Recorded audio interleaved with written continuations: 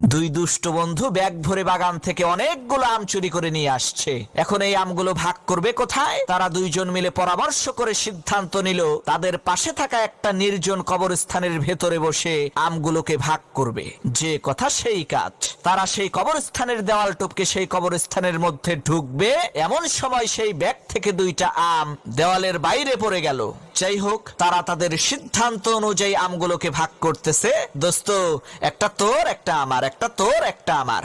এরই মধ্যে সেই কবরস্থানের পাশ দিয়ে এক লোক হেঁটে যাচ্ছিল। এখন সেই লোক তো আর জানে না যে কবরস্থানের দেওয়াল টপকে তার মধ্যে চোর ঢুকছে। সে তো মনে করছে কবরের মধ্য থেকে মনে হয় ভূতে কথা কয়। তখন সেই লোক তাড়াতাড়ি করে মসজিদের ইমাম সাহেবের কাছে যেয়ে বলছে, হুজুর, কবরস্থানের মধ্যে ভূত ঢুকছে, আপনি জলদি করে আমার সাথে আসেন। তখন ইমাম সাহেব কয়, আরে মিয়া, কি আজে বাজে কথা বলেন, কবরস্থানের মধ্যে আবার ভূত আসবে কোত্থেকে, চলেন তো দেখি। তখন সেই লোক আর ইমাম সাহেব দুইজন মিলে কবরস্থানের পাশে এসে দাঁড়াইছে। ইতিমধ্যে দুই বন্ধুর চুরি করা সবগুলো আম ভাগাভাগি করা শেষ। তখন এক বন্ধু আরেক বন্ধুরে বলছে, দোস্ত, এইখানে যে কয়টা আছে সেইগুলো তো আমরা খাওয়ার জন্য ভাগ করলাম, কিন্তু দেওয়ালের ওই পাশে যে দুইটা আছে ওই দুইটার কি করবি? তখন অন্য বন্ধু বলল, কেন, একটা তুই খাবি আর একটা আমি খাবো।